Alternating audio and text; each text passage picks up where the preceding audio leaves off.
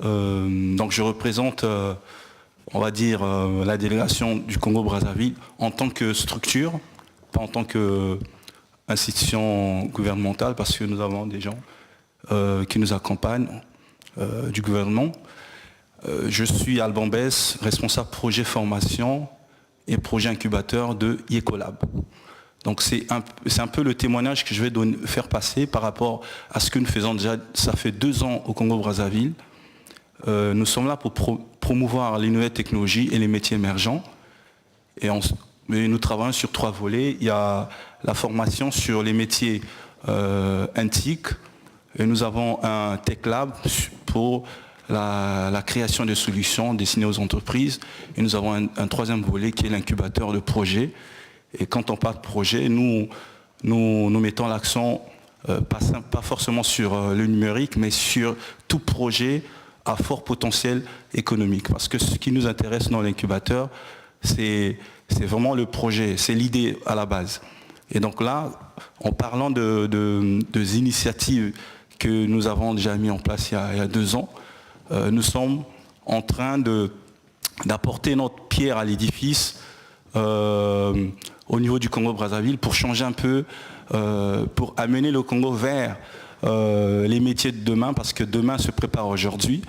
Et nous sommes contents parce que le gouvernement aussi a mis en place des politiques pour soutenir surtout l'entrepreneuriat en parlant du numérique, avec la mise en place de la fibre optique, parce que vous savez qu'il faut une infrastructure de base sur laquelle il faudra pouvoir créer des solutions, mettre en place des services, etc.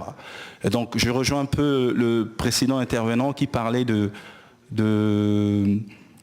avant de clôturer avec mon intervention, qui parlait de l'investissement, l'appui des entreprises ou encore des investisseurs, que sais-je encore, parce qu'aujourd'hui, on demande beaucoup lors des forums et des conférences, surtout là je parle de l'Afrique, on demande aux gens d'oser, d'innover ou d'entreprendre.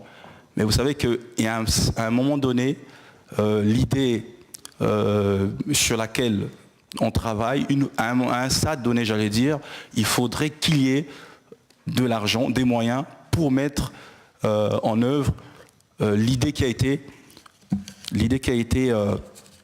voilà, initiée au départ. Donc je pense que c'est aussi un appel que je lance pour nous, Yecolab, qui venons du Congo-Brazzaville. S'il y a des potentiels, j'allais dire, investisseurs ou partenaires pour soutenir les initiatives comme Yecolab. Et juste pour un témoignage rapidement avant de terminer, vous savez, nous avons mis en place une technologie, en fait un programme qui permet à un drone de communiquer, en fait piloter un drone en langue vernaculaire. Vous savez qu'aujourd'hui les drones c'est plus commandé en anglais, en français, mais nous avons pu travailler sur des solutions.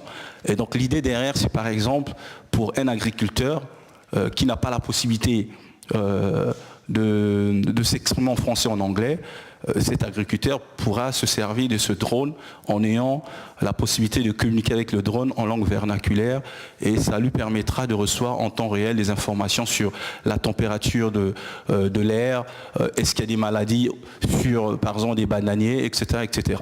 Donc vous voyez que ce sont des initiatives, mais ça demande de l'investissement et de l'appui financier colossal pour aller vers les finalités que nous visons. Donc c'est un appel.